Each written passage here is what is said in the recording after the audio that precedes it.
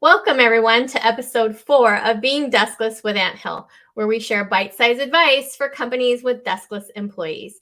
I'm your host, Jennifer Harris-Kroll. For those of you that are new here, deskless employees are employees that don't sit at a desk, don't typically use a computer, or have company email. Think employees in manufacturing, supply chain, and retail. They also make up about 80% of the global workforce. Today, I have a very special guest. She's the founder of Vocal Culturist, a boutique speaking and presentation firm that specializes in bringing out the kind of authenticity that actually connects people. She's an expert at what she does, and I am so grateful to have her here today. Welcome, Mellini Monique. Hello, Hi, hello, Melanie. hello. How are you? Thank you for having me, Jennifer. Thank you for joining me. I did not say that you were my coach and you were making me extra nervous, but that is the truth. I'm trying to remember all the things you tell me while we go along here. But anyway, um, Yes. we have talked about today, and so I'm really glad that it's finally here. There are so many things Mhm. that we want to discuss, but before we get started, I'd love for you to share a little bit about yourself with everyone. Sure. Like Jennifer mentioned, I'm Mellini Monique. I am the founder and the principal vocal culturist at Vocal Culture Garden. And what we do is we really help women align their inner voices with their speaking voices so they can create powerful outcomes and deep, meaningful interactions every time they open their mouths to speak. And you do that, although I'm a work in progress. We're working on it. We're working on it. It literally is a process. And so give yourself grace. Yes, and you are also the communications expert I turn to when I am stuck. So let's talk Yes. about communication. So today we're going to Sure. talk about deskless employee communication in particular. It Mhm. seems like though communication in general today has just gotten more and more difficult, and so I kind of wanted to start general. So why is it that you think people are finding it so hard to communicate these days? Well, let me tell you, it's not just these days. We are hyper aware of communication these days because we have so many channels in which we can communicate. But communication has always been an issue because think about it. People are most afraid because it literally requires a piece of yourself to be shared. Right?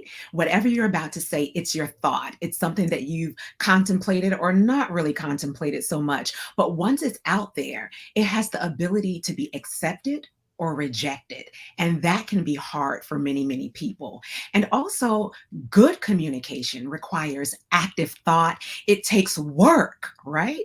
But when it's done right, oh, the reward is so good. And then possibilities become limitless. But communication is hard because it is hard. That's it. Bottom Mm. line. Do you think there's also some fear now because everything lives forever that not only it could be used against you too? Exactly. And that's sort of what I meant by we have so many different communication channels. People are afraid to write their thoughts. People are Mhm. afraid to say their thoughts, not only because it's evergreen content now, right? But also because in more advanced realms, it can be altered but still sound like you. And so it's very, very tense out in these what I like to call communication streets, but it does put a lot of fear and hesitance to just really be open with your thoughts, not to mention being respectability politics or being politically correct. All of those things factor into why we do or don't communicate, So it comes down to fear basically. and work, fear and work. There you go. Fear, work, and sometimes even that fear of self. Yeah. Over the years, as I've worked with clients, the number one fear literally is not actually speaking in front of people. The fear is, I will look dumb. I Mm. will sound crazy. And so, once again, that part of yourself that is afraid of being seen and heard. So, fear is fundamentally it. Wow. Okay. I want to skip ahead and go to talk about a bunch of things we never talked about, but I'll stick to what we discussed, and we'll have you on again soon. So, Yeah. deskless employees are notoriously difficult to communicate with, just for the nature of their job. They aren't necessarily in one place. They're on the move. They don't have company emails, those kinds of things. So, what are your thoughts on the state of deskless communications, and what kind of Yes. barriers do you see for them specifically? Okay, first of all, I want us to have a really transparent conversation around communication and deskless workers, right? I heard you mention a stat, 80%. Was that correct? Yeah, I think it's actually 80%. more than that, but yeah. So let us think about this. Over 80% of the workforce is deskless. That means they don't have access to these nice little computers with pop up notifications all the time, right? Mhm, And let's also be very, very clear. Our deskless workforce has not always gotten the same level of respect mhm. that our desk workforce has. And so I would like to start the conversation there, just looking at the deskless workforce as people who deserve the dignity and the consideration of robust, proper communication. Okay. So let's just start there for number Okay, one. let's start there. But yeah, yes, yes. I used to be a deskless worker. And Mhm. in some respects, I still am a deskless worker. But I'm talking about the days that I worked in restaurants and the days that I worked on the retail floor, the Yeah. days that I worked in factories. Literally, I worked in a factory. Can you believe it? And so I know what it's like firsthand to get to work only to be told, oh, your shift was canceled after I traveled 3 hours on public transportation, right? I understand what it's like to be on a retail floor, working my butt off and not getting the communication that certain, let's say, sales have changed or product information has changed, and looking absolutely crazy once the customer gets to the cash register and it's nothing that I said. So now I look crazy, right? And I've also been in the position of just being on a restaurant floor where you're a server, you're a front of the house person, you're just going, feeling very disconnected from what's the greater meaning here, what's the real purpose, and then being looked upon as if I am lower than Mm, or having less skills simply because I don't sit at a desk. mhm, And the truth is, I love to say it, our deskless workers are often the frontline workers, mhm. the mainline workers, and we as deskless workers impact that bottom line more than any other worker. And so let's just start there. So if anybody deserves some thoughtfulness around communication and a robust strategy to be communicated with is deskless workers. Well, we absolutely agree at Anthill, but, yeah, and that there are a lot of barriers. I mean, Yeah. so if we take what you just said as examples, Mhm. what are some ways that employers can begin to break down those barriers or work around those barriers and at least start to signal, right, Yes. to their employees that we're try to build trust, try to like even start to figure out where do they start? Okay. First of all, when I go into any company, there has to be a mindset shift. There has to be a mindset shift that is based upon some of the fundamental things that I just spoke about. Oftentimes, the deskless workers, they're looked upon as a commodity. Mhm, A commodity. Think about that. Toilet mhm, paper is a commodity. So we don't give much thought to it. It's almost like we say it, you do it. Bark, obey. You're a robot. We program what you're supposed to be doing. You just go out there and do it. So it's really going to start with employers, managers, supervisors, leaders having a mindset shift that says these workers are our front line that impacts our bottom line, and they deserve the dignity of real heart centered communication. And I'm going to say that again, heart-centered communication, right? And so other barriers are not just the mindset, but often leaders, managers, supervisors, they literally, Jennifer, are not trained to Right. communicate well. They're not trained. So when you have a manager or a leader who knows their role, they know the action that is needed, but they don't know how to communicate to get that outcome. They don't know how to communicate to really get the employees to champion the cause, align their energy with the cause, the company culture, and things like that. And they end up accidentally, because of lack of training, making enemies, making people with workers who don't have energy to carry out their position with excellence and diligence, right? And so we've been in environments like that, and it is hard to recover from that. But oh, I tell you, it's possible with good communication.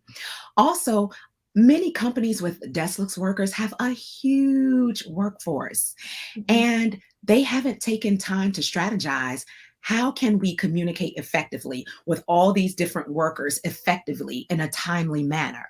So that takes strategy, it takes process, it takes programs. And nowadays, we know, and you know at Anthill, that it takes tech. Yeah. There is no way around it these days. Now, I'm not saying that tech is absolutely it when it comes to communication, but it is shown in research that when companies enable tech to communicate with their deskless workers, as well as allow it to be a two-way channel so that the deskless workers can also communicate back and collaborate, engagement goes way up and so does productivity. So we have to be really purposed in our minds as companies, as leaders, to look at these barriers one by one, the mindset, the training of the communicators, i.e., the leaders, the supervisors, the managers, and look at our programming, our strategy. Do we even have a strategy, or is it haphazard? And look at these things one by one and begin to put a plan in place. That's a really good answer. I It's always my love truth. it is. And you said a couple things that I want to address. So one Mhm. is you talk about heartfelt, heart-centered communication, which I think in business people especially when it's, we're in the middle of a shift or we're at the end of a shift and we need to get this done, or you're just trying to get some information to someone, right? You don't Yes. always stop and think in those terms, or maybe it sounds fluffy. So can you explain that a little bit and kind of why that applies to business and how that applies to business and why it isn't fluffy? Exactly. It does. Oh, heart centered. It sounds so soft. It sounds so fluffy. It sounds so woo woo. But I'm going to tell you, it is that I'll explain to you what I think heart centered communication is and why it's so effective. Heart centered communication is literally just acknowledging the humanity in the Mhm. person that you are communicating with, as if you are not a person, right? You're a person. You know what it feels like for somebody to just completely jump over what you say and get to their point. You know when someone is really listening to you or not. You know when someone on some levels are giving you the fluff just so you can go and do some tasks. We are in a point in our society, Jennifer, where people are not opting into that program anymore. People are literally walking off jobs. People are not only walking off jobs, but if they're really disgruntled, they are proactively ruining Yeah. products, services, company images. I mean, look, haven't you seen those videos on social media where an employee will literally record themselves doing something egregious that would make the end customer not want to deal with that company anymore or their products? So, having this heart centered approach where we are literally making sure that we're communicating clearly, making sure that we have, and this is going deeper, so you're gonna have to bring me back for this, but Okay. making sure that we have the right tone of voice, Yeah. making sure the timing and the consistency of our message is accurate, All of those things matter, but that takes training and skill. But the reason it matters is because you want to maximize productivity. You want to maximize energy in your employees. You want to maximize the overall beginning to end process for your employee that only yields what companies really, really, really, really care about. And that's the bottom line. And so the bottom line is a reflection of each individual employee's output. So when you hear me talk about, if anybody is watching and you see me on social media, you might hear me talk about voice, wellness, and creative output. It is all connected, especially for these companies. If the employee is feeling like they are communicated too well, and can communicate effectively back and collaborate, their sense of well-being exponentially goes up. And you know what that does? That gives them excess energy to do and to create on the job, which makes the employer happy because the bottom line is effectively met. That's why it matters. Yeah, I agree.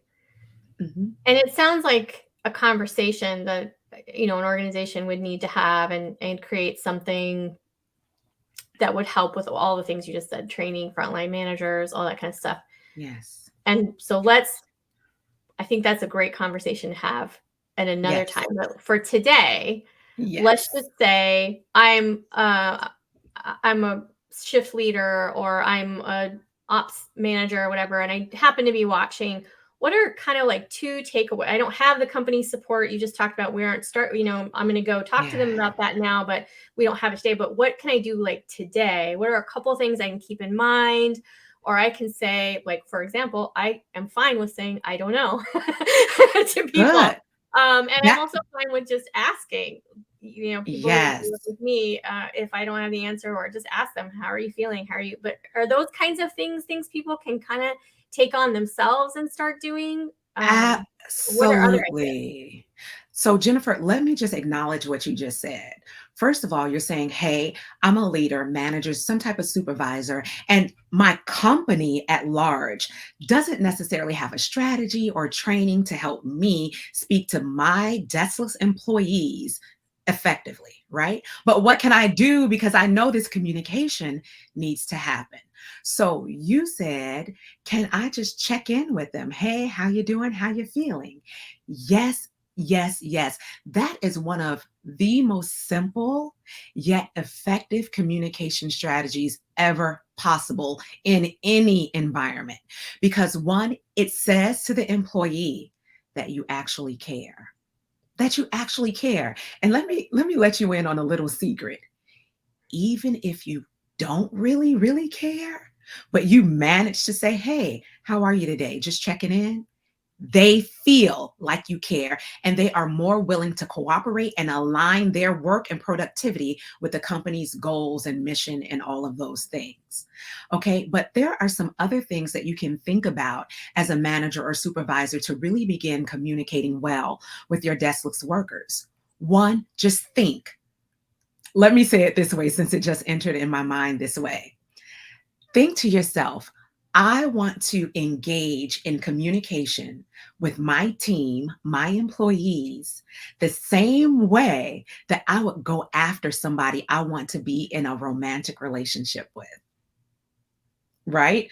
Talk about heart-centered. We know we've been in places where we're like, oh, that person is so attractive to me. I want to communicate with them better. I want them to know me better. I want to share a little bit more about who I am with them.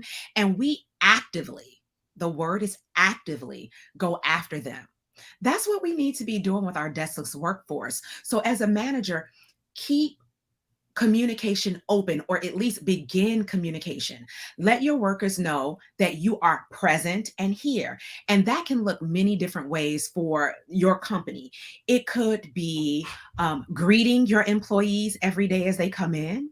It could be instituting team huddles every day just to give a woohoo meeting or a shout out or I see you or welcome back to work today. Or if you have tech, that you're using already at your company. It could be sending messages of acknowledgement, messages of encouragement. You do not, as a leader, only want to talk to your team around policy and problems. Ugh. That is the quickest way to disconnect your team, your employees, especially this deskless workforce. They already are not sitting at a desk. They already don't get the perks always of being in community. Oftentimes they're away from a workspace. They're very autonomous. And if the only time they really hear from you as a manager is when you talk about policy or problems, they really don't want to hear it. So show up, open up the line of communication. Let them know that you are there to greet them, to share successes, to encourage them, and that you are open. You are open to receive communication back. And that might simply be say, this is my email address. That might simply say, if you have any comments, questions, or curiosities, which is my favorite line, shout it out to me. But your employee has to trust that that communication line, one, is open, and two, won't cause any harm to their role. Yeah. What they share is going to be taken and not held against them. So I know I just said a lot, but just opening the line of communication and establishing that it's a safe and trusted line of communication is the first work. A million years ago, I read How to Win Friends and Influence People, which now apparently is a controversial book. I never thought that I'd see that. But I remember, and I've always remembered that, the way to be interesting to people or have them like you is to ask them questions about themselves. Yes. That never hurts. Like remembering somebody's dog's name, or that they happen to have kids, or that they just moved, or, some things like that. And just kind of mentioning that in passing, how is the move? Or, I feel like that goes a long way. Absolutely. I call it rapport building. Yeah. And we definitely want to build rapport. And let's think about it. If you were a large company with thousands of deskless workers versus if you were a small company, okay? When you have a large company, upon onboarding, if possible, you should start to gather what I call juicy nuggets of information about your employees that are voluntarily given. So for instance, I work with a company and we gather information like your standard, what's your birthday, but things down as granular as your favorite book, what you like to do, if you have pets, your favorite color, what scents turn you on or disgust you. It was like this really fun survey that they filled out. And this was data that the company could use at different touch points to communicate effectively on a granular level, and even collect data like, oh, wow, 3/4 of our workforce have dogs. And so now they could communicate using dog jargon, if you will. And everybody, well, not everybody, but 3/4 of the population feel really, really great. But then when you have a smaller, more intimate company, of course, you can do some of that on onboarding, or you can just, as a leader, manager, listen, pay attention. You might overhear that it was your employee's daughter's birthday, and just taking the moment to say, oh, congratulations, happy birthday. Things like that go a long way to down the road allow your employee to say, I'm really struggling, or that tool that broke down that cost $50,000, I know what happened. I was out in the field and I think I made a major mistake with a client. Those things build rapport and they knit safety and trust in the hearts of both the employee and the employer. Ooh, there are a couple questions I still hope we can get to. But you just mentioned something which made me choose one over the other, and that's about trust. So, Yes. We all know that's important. And let's say you're, for whatever reason in your environment, trust has been broken, whether you're walking into a situation or you just got hired or whatever, or you're, moved. What is a way to start building that trust through communication? That is a great question. The first thing to know is it's going to take a reset. As we've all heard the saying that trust is not easily gained, but easily lost. And when you're in a situation as a leader, especially if you're just coming into that situation where trust has been broken, understand that it's going to take time. I have a great, great client friend named Deetra U. Giles, who has a framework called DARE that I absolutely love when it's talking about building trust back in the kind of employee client situation. So first, you want to absolutely discuss plainly what the situation is, right? And you want to discuss it in a way where you're describing things, um, not sharing your feelings about what happened. So, for instance, if I come into a company and there's been some mistrust around how the executives actually care about the employees, I will simply say, I understand that there's a lot of mistrust and a lack of trust for the executives toward the employees. I'm not saying how I feel about it. I'm not saying if it's right or wrong. I'm just going to describe it, describe what's going on, state the obvious, there's a lack of trust. And then I'm going to go on from that in communication to acknowledge. After I've described it, I'm going to acknowledge that it is an issue for you. I'm not going to minimize what you feel. I'm going to listen to your complaints without feeling a need to defend myself as a leader, right? I'm just going to acknowledge, I'm going to listen. And then also, I think this is very important as a leader. We must always be acknowledging that we are biased. I'm going to say it again. We must always acknowledge that we are biased. One, we work for a company and we are the leader, right? Already that puts us at a bias oftentimes that we're right, you're wrong. But in the acknowledgement phase, you need to release that and just listen and accept without defending. Because when you don't, those biases turn into behaviors. And that's where the problem comes in. So after you discuss it, after you acknowledge it, you want to engage in it and experience with your employees, right? So this is about understanding their issue and then seeking to align them back to the productivity or to the culture or to the mission at hand. You're not trying to convert them necessarily or make them see it how you see it. You're just trying to align them back. And that can happen through asking powerful questions and asking questions that are centered around task and behaviors. So for instance, after I've acknowledged that the staff, the execs haven't respected you, you feel like they don't respect you, then I might ask, what does respect look like to you? What can we do to show that you're respected? And then we might have a long list of do's and don'ts. And then from those things, from those questions, we can agree upon actions, because it's really not what you say, but the actions that you take on what you said that rekindle that trust. And it takes time. Yes, time, which is Time. what we're out of now. Action and time. Oh, that was so fast. I know. I have at least 4 more questions that I want to ask you, but we are out of time.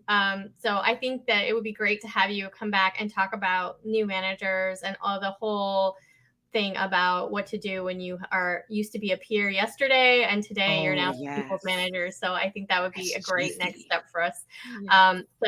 So Melanie, thank you for coming and sharing what you could in this short amount of time today. We have dropped your contact information if people want to connect with you and learn more about how to have heart-centered communication with their Deskless employees. So do you have anything you want to say before we go? I just want to encourage all of you leaders, managers out there, and even companies. This heart-centered communication is not going away. And so if you want to be on the forefront of the workforce, the Deskless workforce, get somebody like me, get a communication strategist who really understands communication heart to heart, and bring in the training and make it happen. You will not be sorry. Awesome. Thank you so much, Melanie. I'm excited to see you again soon. Yes, likewise. Thank you so much. Okay, thanks everyone. I can't believe that went so fast for joining us on this episode of Being Deskless. Come back June 8th when we will have Amy Sperling, who is the CEO of Compt, and we'll be talking about what kind of perks to offer Deskless employees to help you retain them. You can find more information about Anthill at www.anthill.co. Thanks. Have a great day.